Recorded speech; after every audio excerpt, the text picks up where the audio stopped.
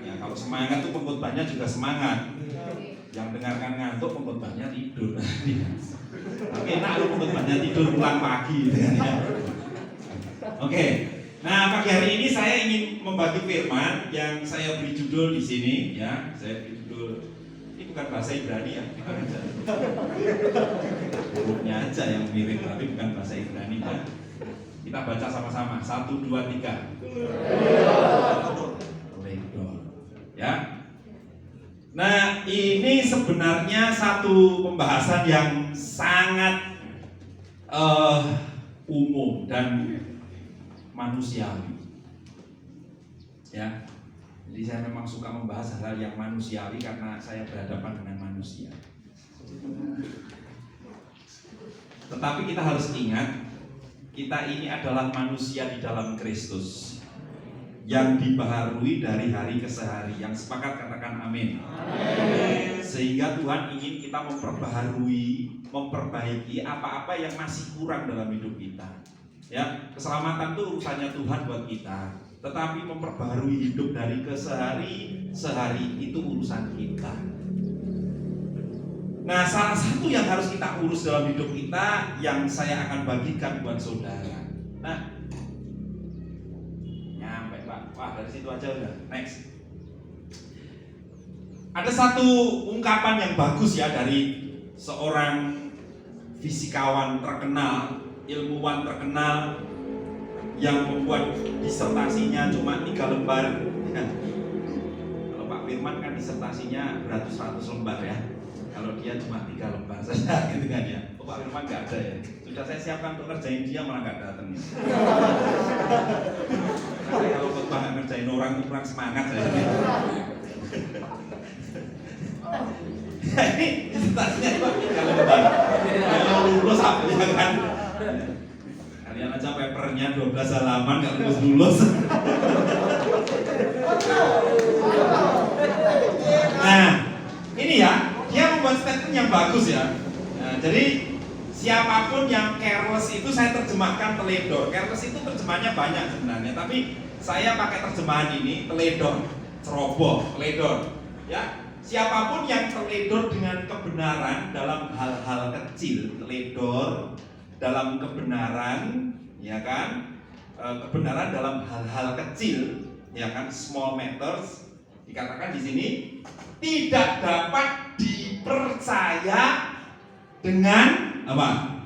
Hal-hal yang penting. Atau terjemahan bebasnya ya, orang yang teledor pada perkara-perkara yang kecil, kebenaran-kebenaran yang kecil, dia tidak akan mungkin dipercaya untuk menangani hal-hal yang penting, important matters. Ketahuilah Anda memang tidak ingin jadi orang penting. Siapa yang ingin jadi orang penting? Tetapi ketahuilah bahwa sebenarnya kita ini penting di mata Tuhan. Tak tunjukin ya kenapa penting. Karena Tuhan itu mau mati bagi kita. Itu berarti kita penting. Katakan saya penting. Dan karena kita penting di mata Tuhan, Tuhan memberikan kepada kita tanggung jawab yang penting. Ya, bangun dulu, bangun. Apa sarapannya? Nasi goreng kah? Mie. Ya. Potong mie. Saya biasanya dulu itu kasbi gitu ya. Kasbi itu apa? Telau ya. Jadi kita ini dipercaya oleh Tuhan untuk hal-hal yang penting. Cuma seberapa banyak dari antara saudara yang sadar bahwa Tuhan itu sedang dan telah mempercayakan hal-hal penting di dalam kehidupan kita. Biasanya yang merasa dirinya kurang penting nggak merasa ini. Tapi percayalah pagi hari ini bahwa saudara penting di mata Tuhan. Katakan kanan kirimu, kamu penting. Ya. Karena kita penting di mata Tuhan, Anda juga penting satu dengan yang lain. Katakan kamu penting buat saya.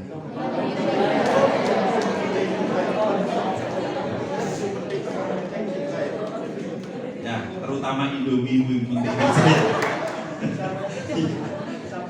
Jadi kita ini penting di mata Tuhan. Buktinya Tuhan mau mati bagi kita. Dan kemudian kita dipercayakan perkara-perkara penting dalam hidup kita. Ya, kita sudah belajar dalam mata kuliah yang di kelas-kelas bagaimana Allah punya 3 mandat yang penting harus kita lakukan. Ya, mandat sosial, mandat peminjilan, mandat pemuritan, mandat budaya, itu semua harus kita lakukan. Ini perkara penting loh, itu bukan nggak penting, itu penting.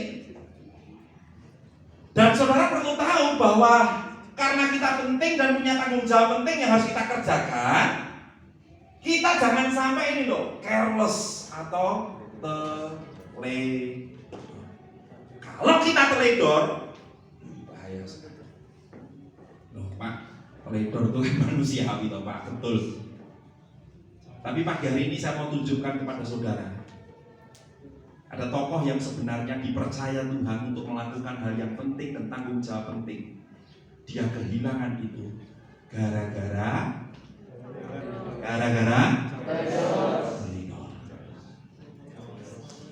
Oke, next.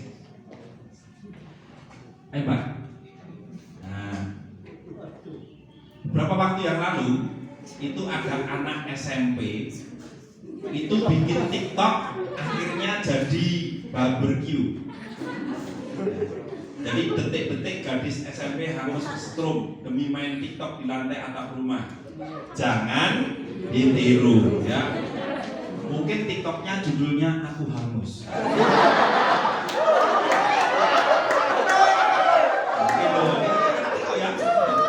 Terjadilah apa yang diinginkan, hangus. Nah ini sebenarnya ceritanya ini karena apa? Karena pada waktu main TikTokan itu ya, sedang asik TikTokan gitu, diajak pulang temannya, ya lupa kalau HP-nya ketinggalan di lantai atas. Bukan di lantai atas nih, di atap loh. TikTokan di atap rumah ya ngapain? Perbaiki genteng kan? Nah, waktu turun ke bawah lupa handphonenya. Kemudian naik lagi, kemudian dia pegang HP-nya itu dengan tergesa-gesa, jatuh HP-nya itu. Waktu jatuh, rupanya nyangkut ya di satu kabel, dia ambil ya. Ketika ambil, sudahlah itu terjadi, jadi barbecue, bakar-bakaran. Memang judul TikToknya Aku Hangus. Atau kalau mau keren lagi, Aku Hangus karenamu.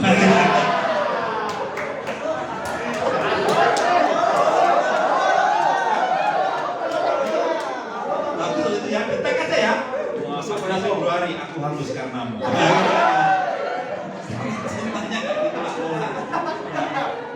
Saya kalau tanggal 14 Februari ini selalu ingat ya, karena hari ini saya ulang tahun pernikahan.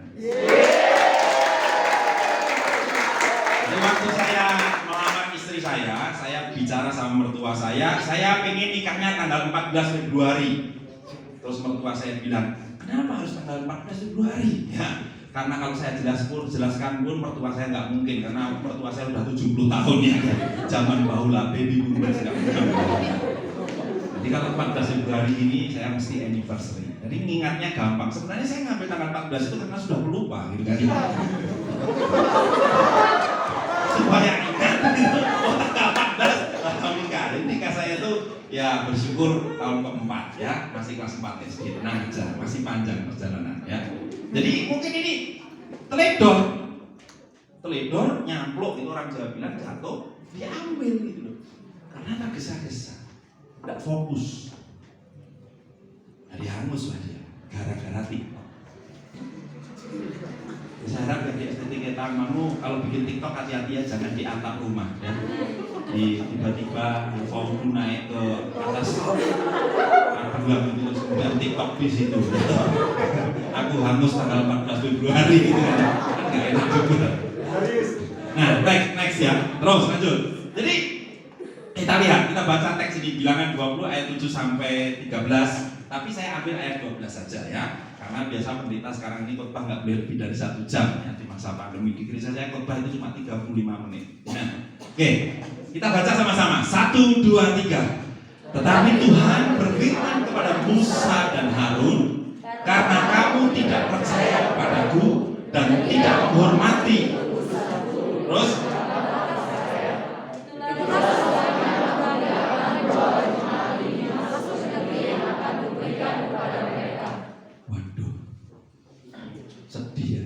Saya kalau baca cerita ini tuh sedih. Musa itu membawa kurang lebih 2,5 juta orang Israel keluar dari Mesir menuju tanah perjanjian. Saya nggak cerita banyak-banyak, langsung shortcut aja. Musa itu sudah di ujung mau masuk tanah. Tetapi teksnya berbunyi, ya, kamu nggak boleh masuk bersama Harun. Loh, ini pemimpin yang membawa umat Tuhan. Kalau saudara baca narasinya itu nggak mudah. Perjuangannya berat, pergumulannya berat. Bagaimana supaya membawa 2,5 juta orang Israel ini masuk ke tanah perjanjian? Tapi ironis, endingnya dia nggak bisa masuk. Bahkan saya itu waktu baca teks itu berdialog dengan teks ini. Ngapain nggak mati sekalian ya? Kalau mati sekalian kan enak. Tapi itu Tuhan ya agak ngeri-ngeri sedep juga. Musa itu disuruh naik ke gunung. Kemudian diberi kesempatan, kamu sebelum mati.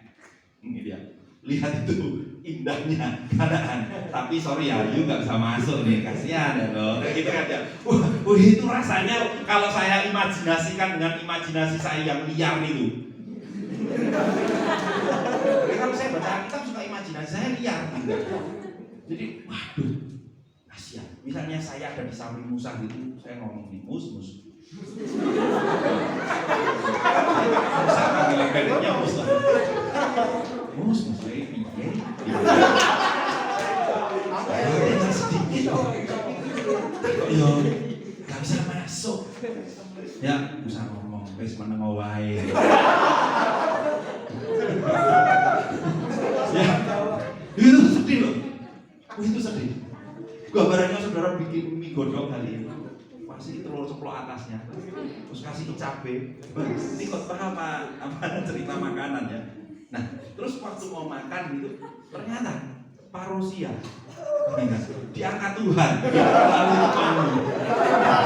Sudah gitu kamu makan enak aja gitu kan ya. Itu, oh sorry, kasihkan ternyata tinggal mangkoknya saja. Itu sedihnya bukan. Terus gitu lihat itu, saya bayangkan ini tuh kayak aduh Tuhan, sedih kan. Yang menjadi isunya gini, kenapa ini? Kok sampai Musa ini nggak boleh masuk ke tanah perjanjian? Ya, di sini dijelaskan karena kamu tidak percaya kepadaku dan tidak menghormati kekudusanku di depan mata orang Israel. Pertanyaannya dalam hal apa Musa itu tidak percaya? Dalam hal apa Musa itu tidak menghormati kekudusan Allah? Ya, kita semua kenal siapa Musa loh. Tuhan sendiri ngomong gak ada orang seperti dia, ya kan? Dia itu seperti sahabat, dekatnya bukan main. Tapi kok bisa dikatakan seperti ini?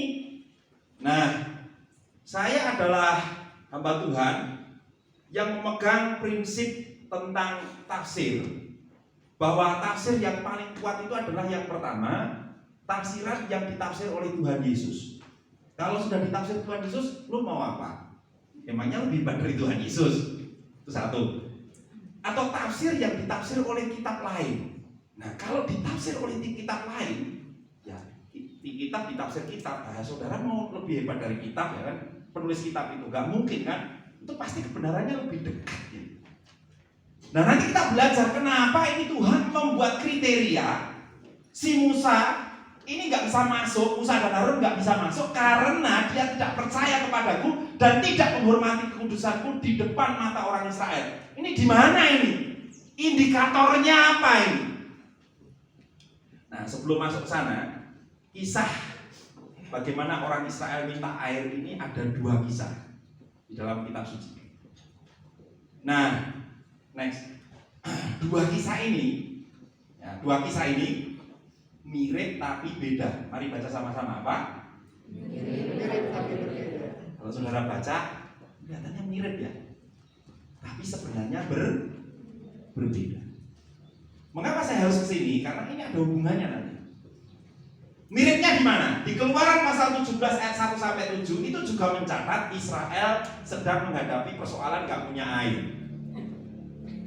Problemnya gak punya air. Kemudian di Bilangan 20 ayat 7 sampai 13 problemnya juga sama, tidak ada air. Jadi persoalan gak ada air itu memang persoalan yang dari kuno sekali, masa-masa kuno. Kalau di taman puji Tuhan kita melimpah air, amin. Ya, kalau nggak ada air pun Tuhan turunkan hujan dari langit untuk mengairi saudara, gitu kan? Sampai kadang-kadang hujannya berasnya bukan main. Problem nggak ada air. Terus di bagian Keluaran 17 Tuhan perintahkan untuk memukul batu karang. Ketika nggak ada air itu pukul itu batu karang. Ya.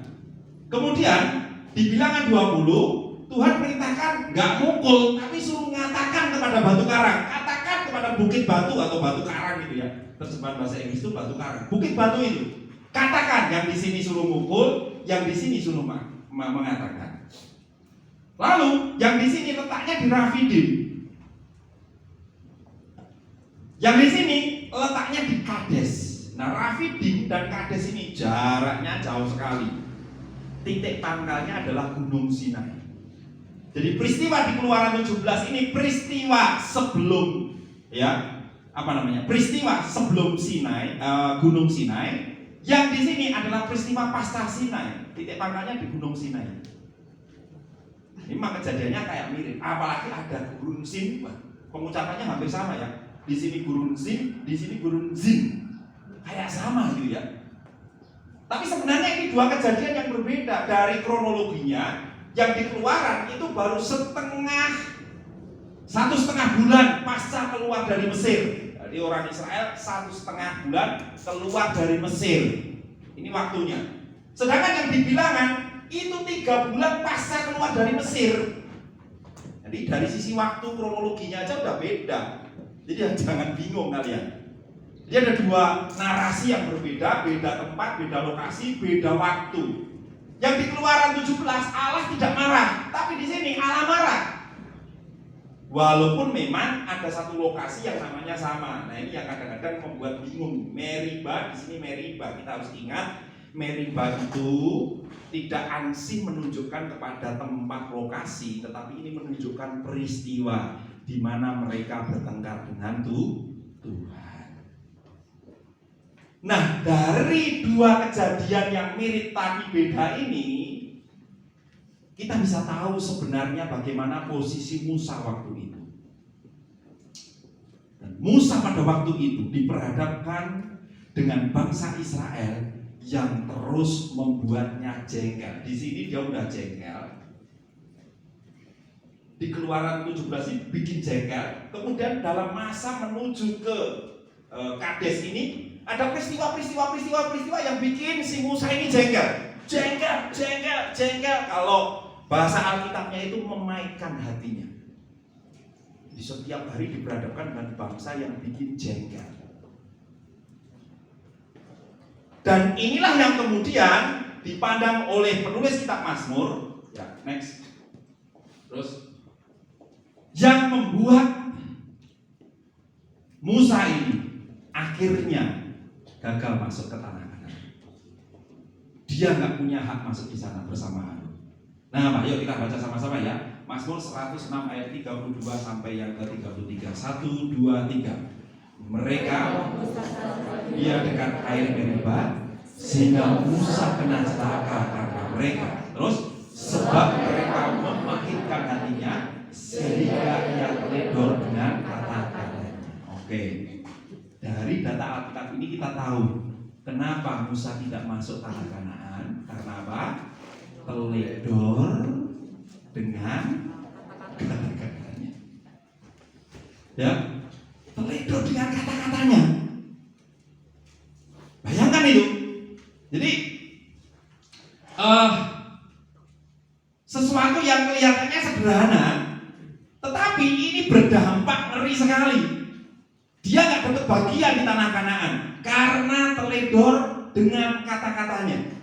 Dan keteledoran kata-kata Musa ini tadi dikategorikan dia sebagai orang yang nggak percaya kepada Allah, dan juga dia menjadi orang yang tidak menghormati kekudusan Allah. Gara-gara cuma teledor. Nah, kalau kita ketemu seperti ini kan penafsir Alkitab selalu bertanya, teledornya itu ada di mana sih? Sehingga Musa ini bisa dikatakan tidak percaya kepada Allah. Kan yang sering menjadi alasan kenapa Musa tidak masuk tanah Kanaan itu karena dia memukul bukit batu 2 kali itu kan. Tapi sebenarnya jauh. Ada sesuatu yang sebelumnya terjadi, dia sebelum memukul 2 kali itu. Memukul bukit batu 2 kali itu refleksi dari keteledorannya. Dan itu seharusnya yang diurus. Dan ini berbahaya kalau saya dan saudara tidak mengerti prinsip kebenaran firman Tuhan pagi hari ini. Dan kita tinggal di dalam keteledorannya. Coba kita lihat keteledoran Musa dengan kata-katanya itu yang seperti apa sih? Next. Ini. Di Bilangan 20 ayat 10 itu dikatakan, ketika Musa dan Harun telah memukulkan jemaat itu di depan bukit batu, berkatalah ia kepada mereka, dengarkanlah kepadaku. Apa?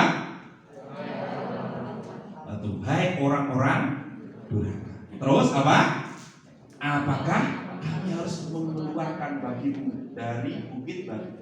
Apakah kami harus mengeluarkan air dari bukit batu? Satu kata-kata yang singkat tapi ini berdampak mengerikan gitu. Ya kalau ada yang tanya, Musa masuk surga kan? Masuk surga sih, ini konteksnya nggak masalah surga ini. Konteksnya ini menikmati sesuatu yang Musa pasti juga merindukan masuk tanah Kanaan. Karena dia bukan saja pergi bersama-sama dengan umat Israel, tapi dia memimpin umat Israel. Tapi gara-gara dia ini lepas kontrol, gara-gara dia teledor, sesuatu yang seharusnya bisa dinikmati, hal penting yang sebenarnya bisa dia ikut terlibat di dalamnya, dia tidak mendapatinya. Nah, kita lihat keteledoran yang pertama dari perkataan Musa ini adalah dia menyebut umat Tuhan itu sebagai apa? Hai orang durhaka. Tadi saya sudah jelaskan kepada Anda ada 2 kisah yang berbeda ya, di Keluaran dan kitab Bilangan. Kalau saudara belajar teologi PL, ketika Israel di kitab Keluaran pasal 17 itu, mereka belum sampai Gunung Sinai. Baru di pasal-pasal 18-19 mereka sampai di Gunung Sinai. Nah, apa yang terjadi di Gunung Sinai? Umat ini, orang bangsa Israel ini yang adalah bangsa Buddha, yang baru 1,5 bulan keluar dari Mesir, itu menerima hukum Tuhan. Jadi sebelum sampai Gunung Sinai, mereka masih disebut bangsa Buddha. Tapi setelah mereka sampai ke Gunung Sinai, menerima 10 perintah Tuhan.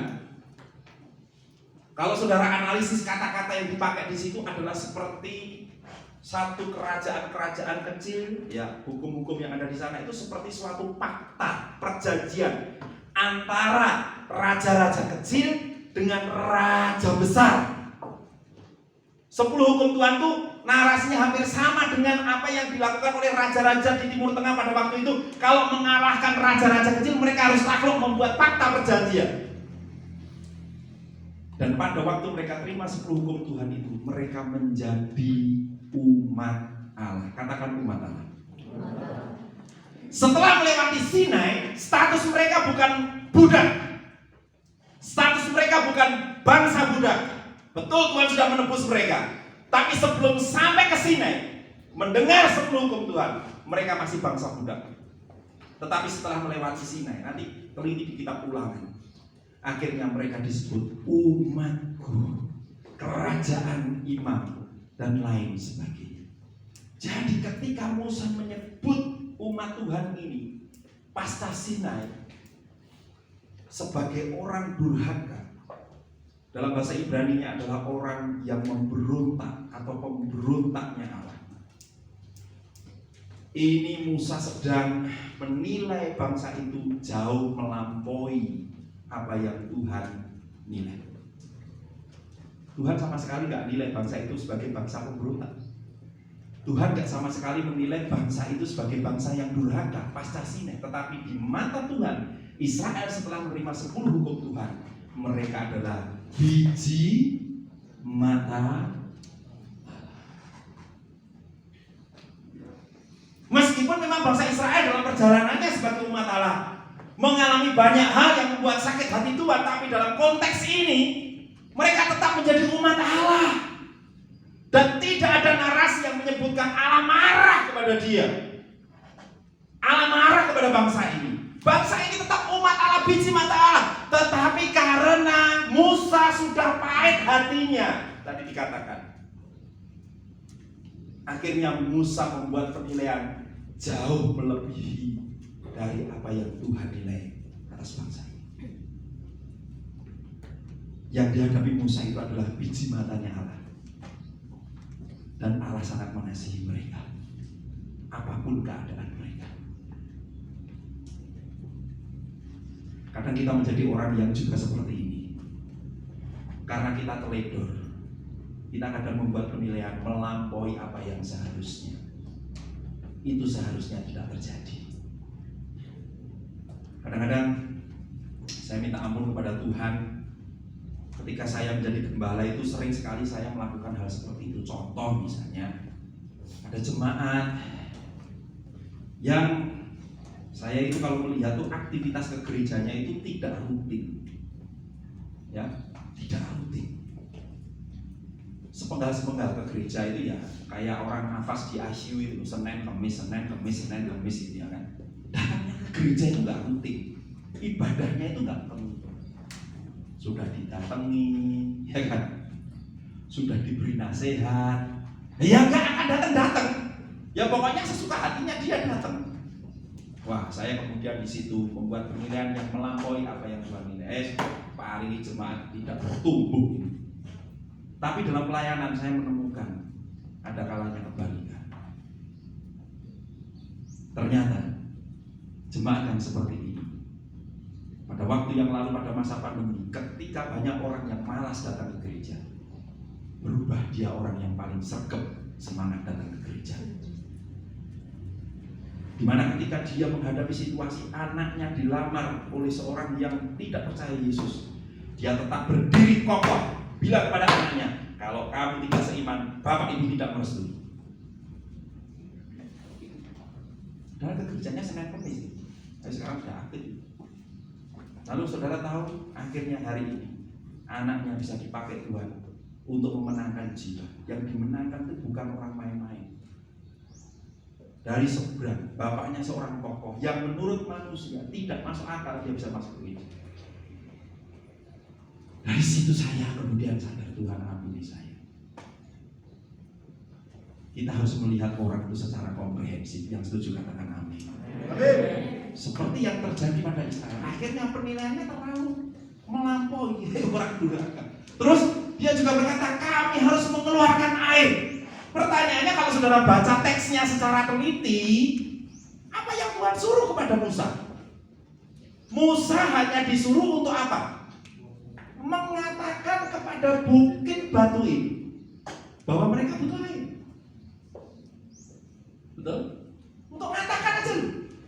Udah, katakan pada bukit batu, keluar air. Udah selesai, itu yang Tuhan inginkan. Kalau di Rafidim, pukul. Ya, karena memang konteksnya waktu itu orang Israel sedang bertumbuh dalam pengenalan akan Allah. Mereka bangsa budak, ya harus dipukul. Lihat, ada tindakan, ada aksi memukul bukit itu. Tetapi ini sudah bertumbuh umat Allah, latih saja. Gak perlu kamu pukul, kamu omong saja. Itu udah keluar. Dan yang mengeluarkan bukit batu. Yang diperintah oleh Tuhan, bukan kami. Tapi di sini dia ngambil porsinya Tuhan. Kami seakan-akan Musa itu yang mengeluarkan air. Makanya Musa disebut tidak percaya dan tidak menghargai apa saudara? Kekudusan.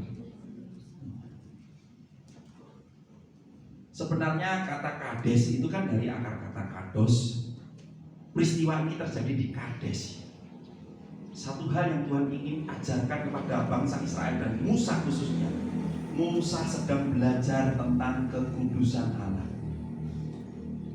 Dan disinilah Musa diajar untuk tidak teledor. Musa harus belajar hati-hati. Kalau tadi membuat penilaian melampaui apa yang Tuhan lakukan kepada umat Israel, di sini dia mengambil satu keteledoran yang sangat fatal. Apa itu? Dia mengambil peran Allah atas bangsa Israel. Sehingga dia berkata, kami. Ini berbahaya sekali. Jadi kalau ngomong tentang keteledoran, jangan main-main. Mari kita belajar dari narasi ini agar kita menjadi orang yang berhati-hati. Yang sepakat katakan amin. Wah, ini teledor, ini sesuatu yang manusiawi, yang kadang-kadang karena sudah biasa, kita kadang membuat orang itu mempermisif, memberikan izin, atau kita oke, nggak apa-apalah. Ya, padahal ini sesuatu yang mengerikan. Apalagi kalau konteks pemimpin atau calon pemimpin. Makanya kadang-kadang pemimpin itu tuntutannya banyak. Saya sadar itu.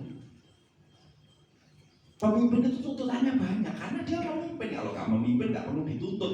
Pemimpin itu tuntutannya banyak. Salah satu tuntutan terberat dari seorang pemimpin itu tidak boleh 1, 2, 3 teledor. Nah, kalian di sini dididik menjadi pemimpin. Gak boleh teledor. Kalau kita teledor, berbahaya sekali. Nah, untuk mengurus keteledoran ini apa? Ya, lanjut. Ya, kita lihat di sini bagaimana Musa itu kalau diterjemahkan tuh dengan kata Ibrani batah itu ya. Batah itu ya diterjemahkan teledor hari ini, tapi sebenarnya batah itu ketika dia berkata-kata di Mazmur tadi itu. Batah itu dia berbicara dengan gegabah tanpa pertimbangan. Emosional. Orang itu emosi boleh, nangis boleh. Masa nggak boleh nangis? Ya kan? Makanya kalau ada teman nangis tuh jangan ditahan, sudah keluarkan semua.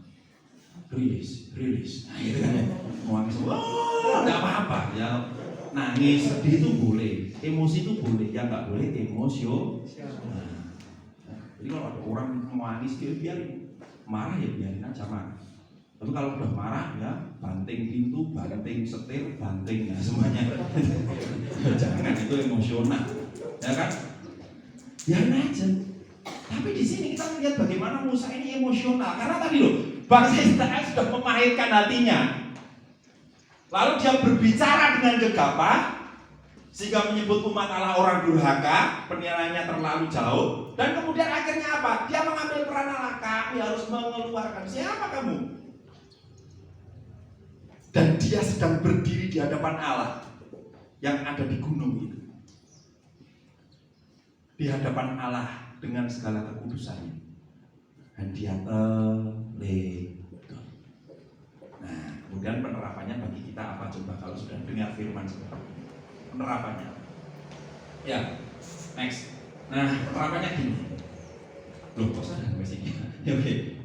Ya oke. Sebelum penerapan ini, dampak keteledoran Musa ya, tindakannya tidak percaya, dianggap tidak percaya, tidak menghormati keputusan Allah. Terus apa? Memberontak, dia akan memberontak. Bayangkan, dia nyebut orang Israel durhaka, ternyata dia sendiri yang durhaka.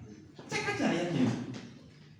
Terus dianggap Tuhan itu berubah setia. Gara-gara ini loh, teledor dalam perkataan itu ternyata nggak semudah itu. Makanya dari list ini, dari data Alkitab ini, oh ya memang kamu nggak boleh masuk tanah perjanjian. Dia dianggap berubah setia loh. Musa itu kurang setia apa sih? Setianya setengah hati.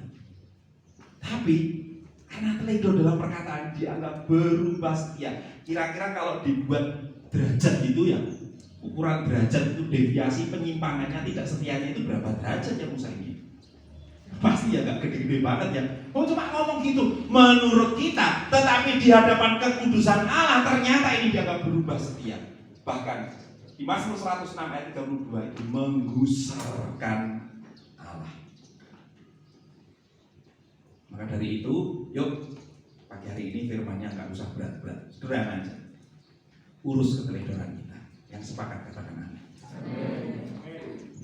Ya puji Tuhan kalian tinggal di asrama, bisa saling mengawasi satu dengan yang lain.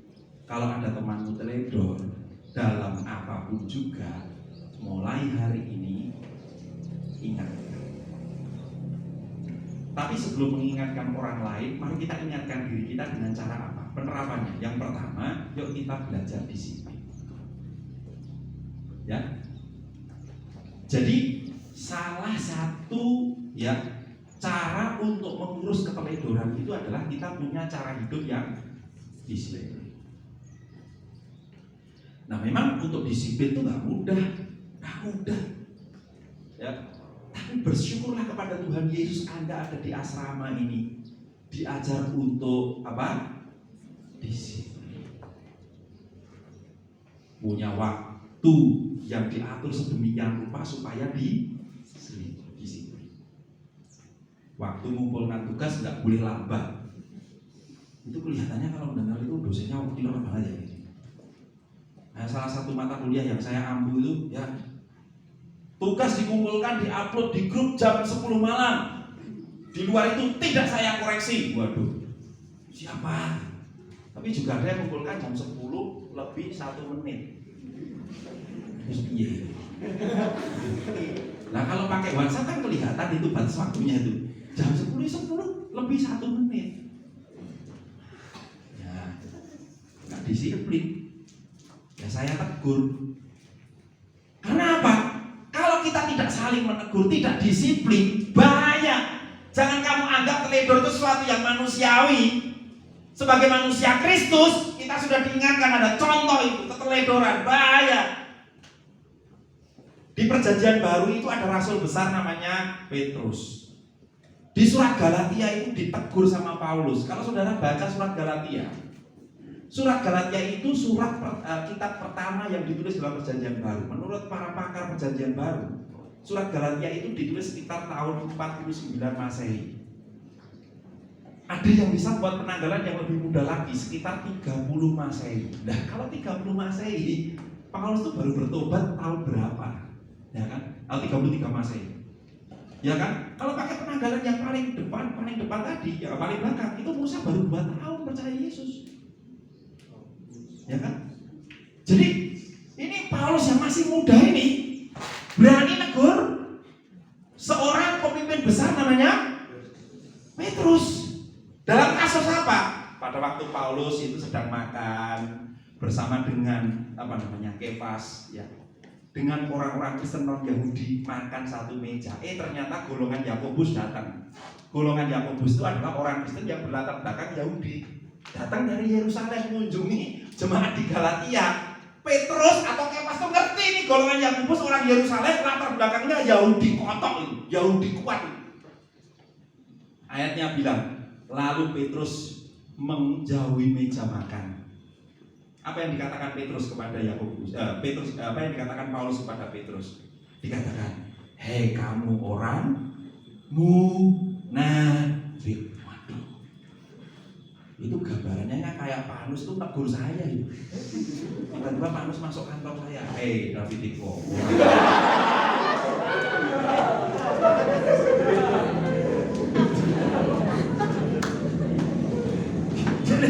Ini Paulus ini ngomong gitu itu. Alasannya gampang, alasannya kalau nanti baca di surat Galatia. Kamu mengajak orang-orang, ya kan, untuk percaya kepada Injil, tapi kamu membuat orang-orang menjauh dari Injil. Itu kamu berlaku munafik. Wah, keren. Ini Paulus ini dahsyat sekali. Itu dilakukan oleh Paulus karena Injil di surat Galatia. Dia tidak mau ada satu keteledoran dalam diri Kefas, walaupun dia seorang senior, seorang pemimpin besar, jangan disiplin. Ya, kita belajar disiplin dan bersyukurlah Anda-anda yang hari ini kena SP2, SP1. Ya, kenapa saya ngomong bersyukur? Untuk masih di SP1, SP2, belum SP3. Kalau sudah SP2, yuk bersyukur masih ada sistem yang menolong saudara untuk menjadi disiplin. Bagi yang lolos SP tidak dapat poin juga bersyukur. Saya harap itu bukan karena ketakutan, tapi Anda betul-betul belajar disiplin. Karena hanya disiplinlah yang menolong kita untuk tidak teledor. Saya tuh punya kebiasaan yang gak pernah berubah dari dulu belum punya istri, baik istri yang pertama maupun istri yang kedua. Wah, keren ya, nikah 2 kali. Nah, saya kalau keluar rumah, sebelum keluar rumah, istri saya itu selalu apa? Saya sebelum keluar rumah langsung lihat pertama kali kompor, ya kan? Kemudian dispenser, ya kan? Mengapa? Karena kedua barang ini yang sering menyebabkan kebakaran rumah. Kompor kira-kira masih sudah dimatiin belum? Dispenser kira-kira ada problem apa enggak? Itu sampai istri saya itu kan kadang-kadang, papa itu kepo terus, udah tak matiin. Sebelum tidur juga gitu. Lihat depan rumah sudah dikunci apa belum?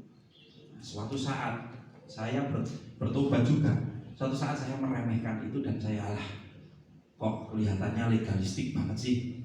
Dilihatin terus, kali-kali ya sudah santai. Suatu saat sore-sore ada tangga kami main ke rumah sekitar jam 6 sore. Kami ngobrol, saking ngobrol enak, dia pulang jam 8. Karena saya pikir jam 8 ya sudah pulang aja nggak apa-apa, pintu tidak tak kunci. Akhirnya saya tidur sampai jam 3 pagi, pintu depan rumah saya itu masih terbuka. Jam 3 pagi. Saya waktu tidur tuh rasanya ada yang manggil-manggil saya, apa Pak RT saya ya, gitu kan ya. Saya bangun, saya lihat tuh pintu depan itu rumah itu masih terbuka. Untung itu di Serandon, dimana kalau maling datang itu juga ketakutan juga. Karena apa? Ketakutan nggak ada yang bisa dimaling, gitu ya. Mau maling apa? Ya jadi pernah saya teledor dan itu bahaya sekali.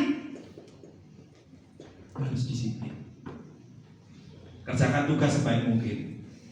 Kumpulkan tepat waktu, jangan menunda. Oke? Ya kan? Semuanya harus disiplin. Jadi kalau gini, kalau ada yang nggak disiplin, ingat, awas lo teledor lo. Kalau teledor berbahaya. Katakan kanan kirimu kalau teledor berbahaya.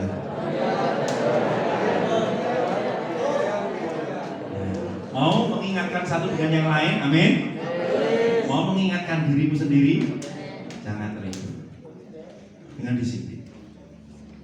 Kemudian yang terakhir, penerapannya ya lakukan perubahan kecil demi dampak yang besar. Ingat loh, Anda orang penting dengan tanggung jawab penting untuk mengerjakan hal penting.